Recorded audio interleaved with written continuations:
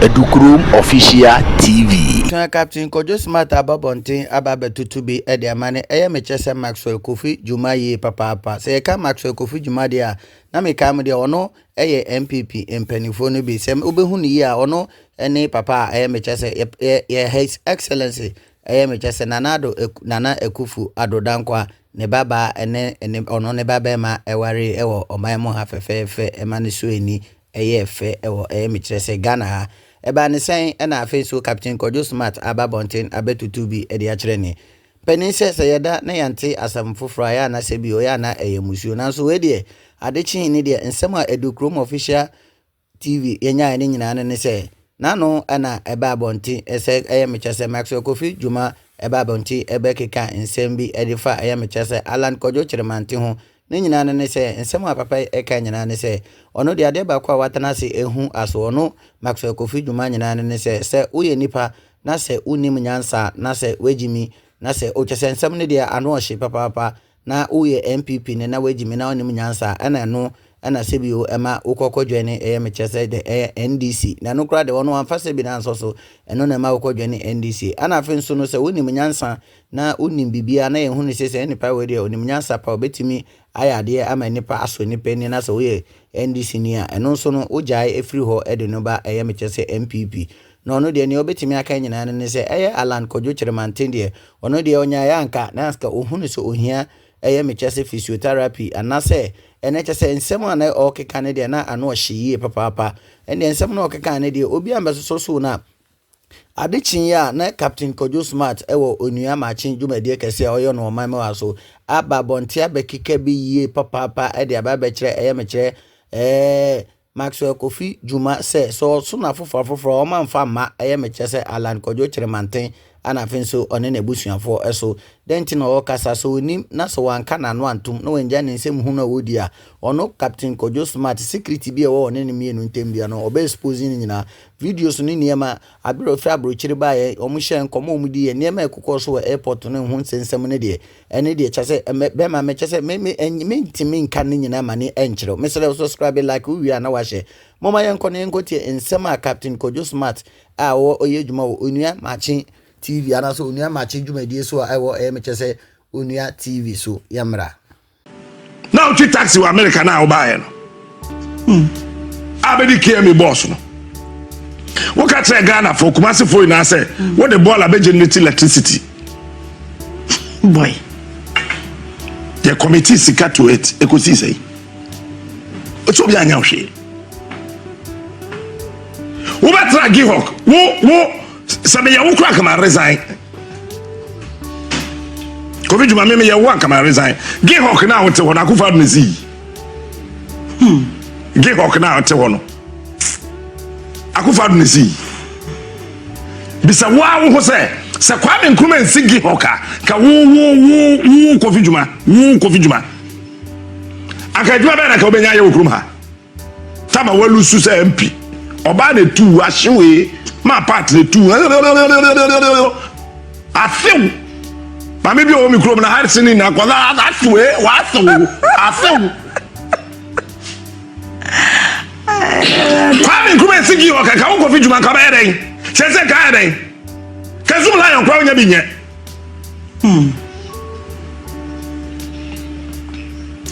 and we are saying that people must begin to think irrespective of your age. Producer, are you ready? Call. What's the name? Call to and I want to repeat it. But facts are secret. Facts are secret. So when people now sebi you why do you chia now call NDC who NDC when I who nyansa no about people in Alan catch they say on for therapy or no when you or garden senses about some of you but I say Mama dey we voice nana Adena na okasa no oh say papa penin toto so no tiri ka asem we a na Ghana for seda ade yi wo mo bra kuru yim Kwame Nkrumah gihok Akufo-Addo na nka osenka koye latreman ena wa koye latreman Kofi Juma tumi ko Akufo-Addo fie kwotena ho suit sa akola na nanti wo ma mewe na nanti wo ma bibi anye yes akrofo besrede na Akufo-Addo hu mobo na Kwame Nkrumah Gihok ode wo ade we Bajina koto shut up bobi wasam na afa ade we odi manumbo ba ode wo kwotena no wo Kofi Juma manumbo ba kunka wo ti we what the NDC sikasa kwa we ot TV so we what the NDC sikasa wani Kufo yes so be pa no pepepe na okope MPD we okay me Kufo yes so be pam no bisa say that again NDC ni again no abodam you know the bodani Kofi Juma wo get na not in shares no NDC ni we it's not only bodani na twempana le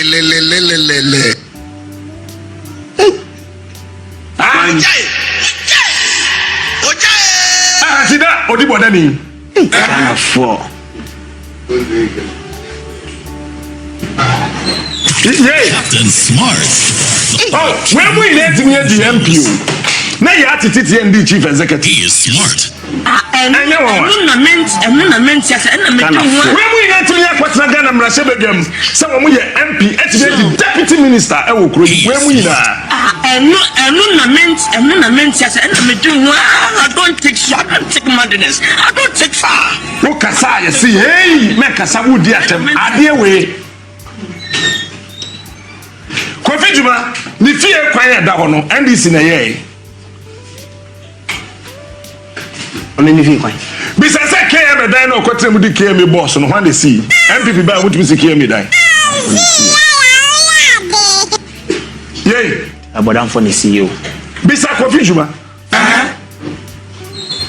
eti se mo am central market na mo ya bodamfo oh no because bodani Abraham NDC ni na see dan no see central market eti mo am central market o kuma se to ade na mo ya bodamfo because bodani na see central market ana mo tiase asawase market wo etimi na ya bodamfo we because bodani mahama na see ni pao okay Try. Kofi Juma ti atonzu market no. E ho na ni nua ba no shop. Market Mahama si e ho na nua ba to ade. Ndu nua ba nse bodani. Ko queen. Nua ba no o te market Mahama na si e to ade.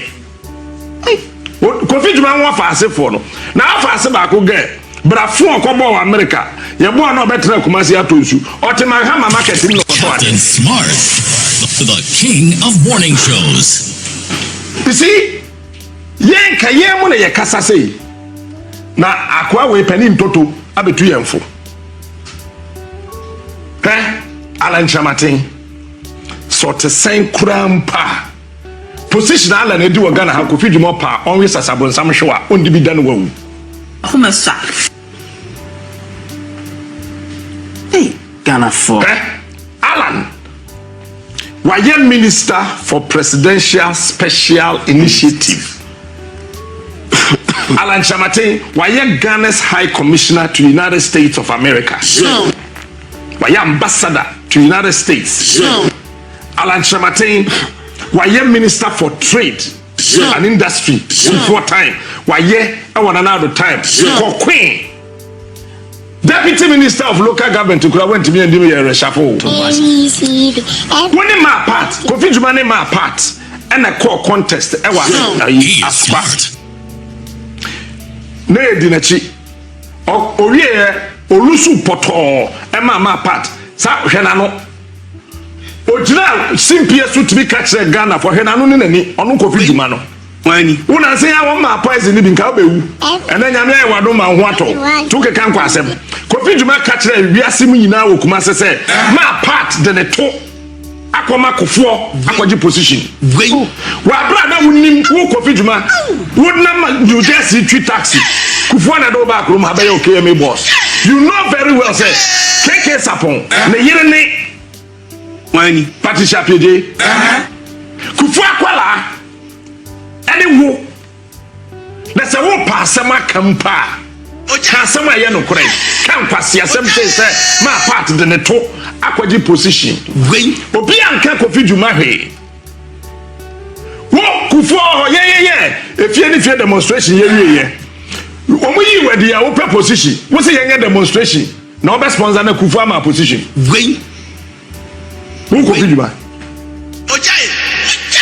Paul say ya to abama nkwase afo me kan nkofo fi say media atem na kanya asama nka de we otumi ko parliament no nya asam ne ye nka panka de we me say okotena akufo ado fie no osu la 3 man kwada akufo ado so yo ma no Wait. because the last time so ni nyansa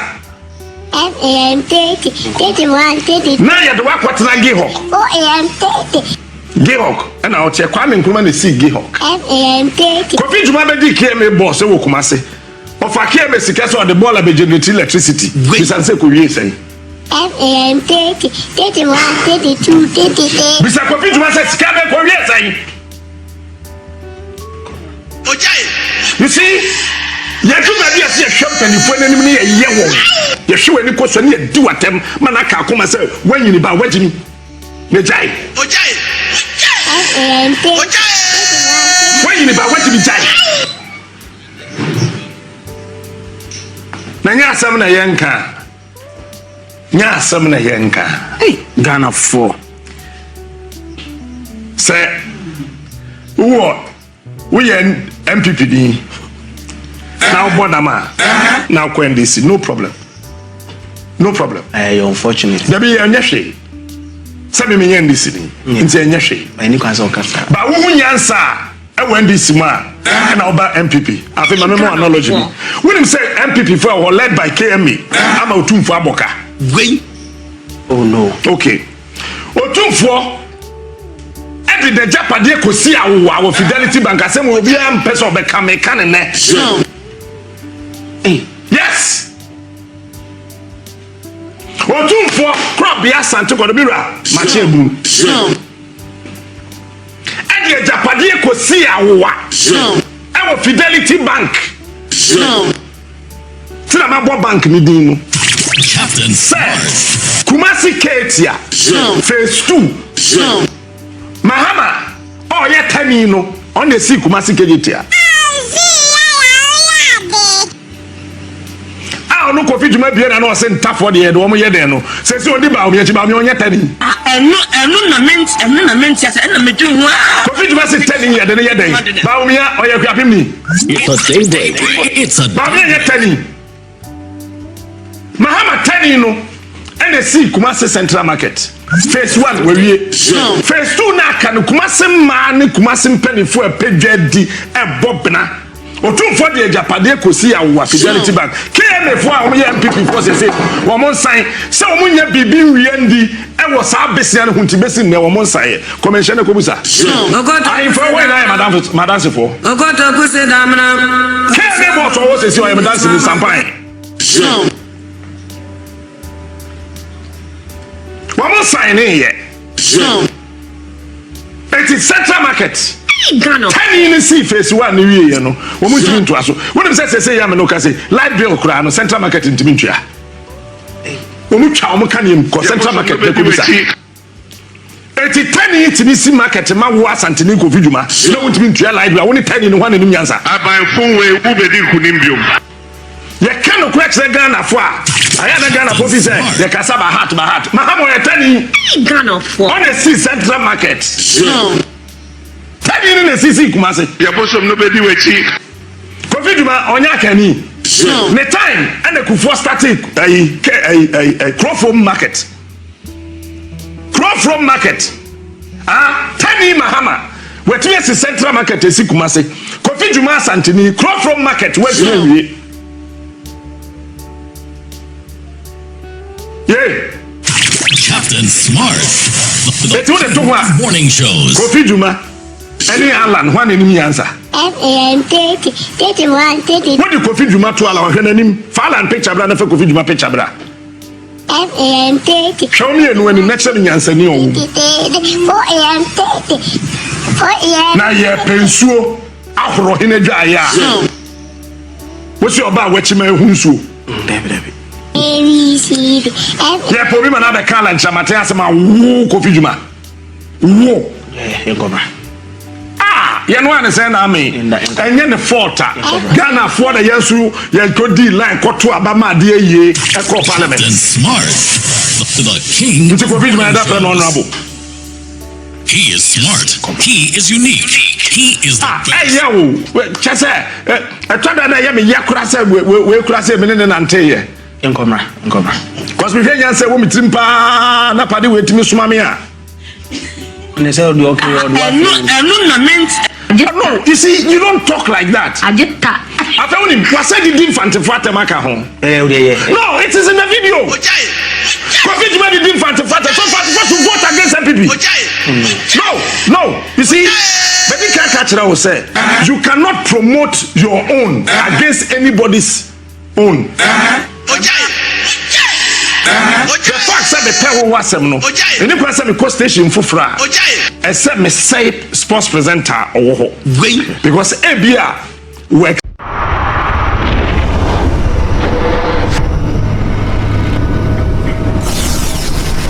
Edukrum Official TV.